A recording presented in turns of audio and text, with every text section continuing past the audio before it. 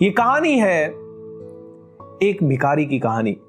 ये भिखारी रोज जाता था रेलवे स्टेशन के ऊपर और रेलवे स्टेशन पे जाके भीख मांगने लगता था। और कभी कभी जब ट्रेन आके वहां रुकती थी तो ट्रेन के डब्बे में चढ़ जाता था और भीख मांगना शुरू करता था।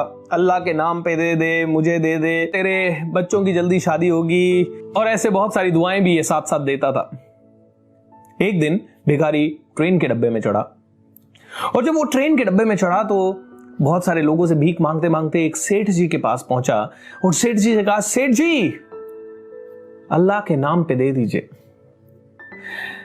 सेठ जी ने कहा, यार देख, मैं तो व्यापारी हूं, अगर तू मुझे कुछ दे सकता है तो ही मैं तुझे कुछ दूंगा, क्योंकि लेना देना ही मेरा व्यवसाय है, मेरा व्यवहार है। बिना तू कुछ दिए मैं नहीं दे सकता तुझे कुछ भी।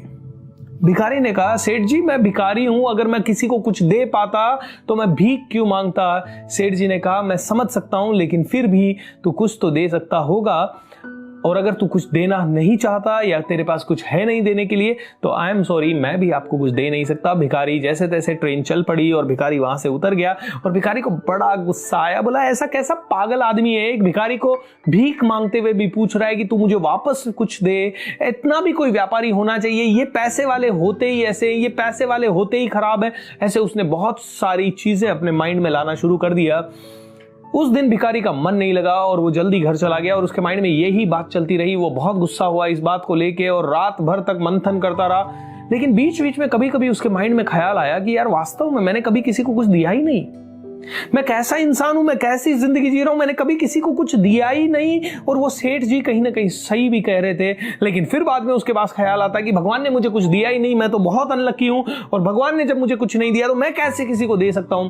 ऐसे वो तर्क वितर्क अपने आप से कर रहा था। अपने आप के माइंड में काफी सारे विचार चल रहे थे।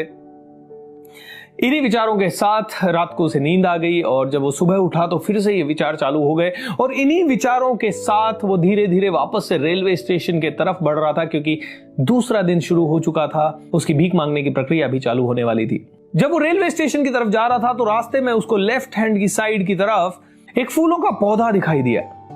उस पे सुंदर सुंदर करीब 10 से 12 फूल लगे हुए थे। उसके माइंड में एक आइडिया आया कि यार एक काम कर सकते हैं, आज जो भी भीख देगा उसको मैं एक फूल दूंगा।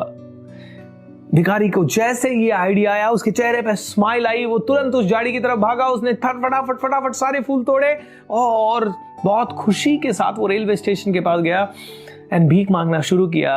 आज उसको जिसने भी भीख दी उसने उसको फूल दिया। आज उसको जिसने भी भीख दी उसने उसको फूल दिया। 2 दिन यही चला, 3 दिन यही चला, महीना भर यही चला। अब लोगों की भीड़ उमड़ने लगी उस भिखारी को देखने के लिए जो कि भीख देने पे फूल देता है। और उस भिखारी की चर्चा काफी लोगों के द्वारा की जाने लगी। जो यात्री रेगुलर वहां से अप एंड डाउन करते थे उनको भी पता लगने लगा। एक दिन ये भिखारी फिर से ट्रेन रुकी, ट्रेन के अंदर चढ़ा, भीख मांग रहा था। उसे फिर से वो ही सेठ जी दिखाई दिए। इस बार वो मुस्कुराता हुआ एक्साइटमेंट के साथ सेठ जी के पास गया। सेठ जी, आपने उस दिन कहा था कि तू मुझे कुछ देगा तो मैं तुझे कुछ दूंगा। आज मेरे पास आपको देने के लिए ये फूल है, ये फूल लीजिए, आज तो आपको भीख देना ही पड़ेगा। सेठ जी हंसे, मुस्कुराए, 10 रुपए का नोट अपनी जेब से निकाला, उस भिखारी के हाथ में देते हुए बोले, अरे भाई, अरे तू तो मेरी तरह व्यापारी बन गया।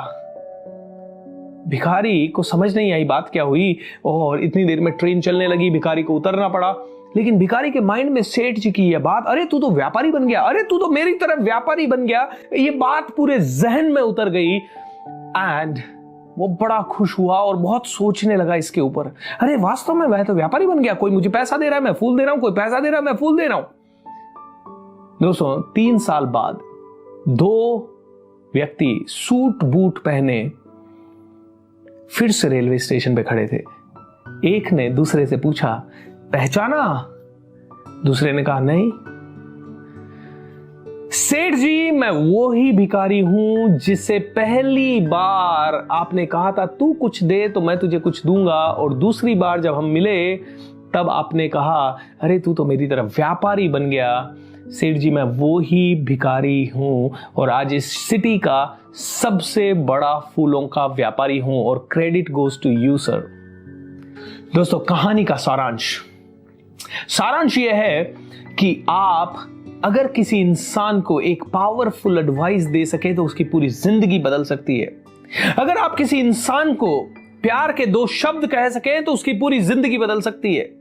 अगर किसी इंसान को मुसीबत के समय गले से लगा सके तो उसकी पूरी जिंदगी बदल सकती है। अगर किसी इंसान को दुख के समय में उसका हाथ पकड़ सके तो उसकी पूरी जिंदगी बदल सकती है। आप में से कई लोग कहते हैं कि मैं कुछ दे नहीं सकता। दोस्तों, ऐसा कभी कोई मौका नहीं है जब आप कुछ दे नहीं सकते। दोस्तों, अगर भीख नहीं देनी है तो सीख तो दे ही सकते हो। एम आई राइट और रॉन्ग? क्योंकि भीख नहीं तो कम से कम सीख दे सकते हो।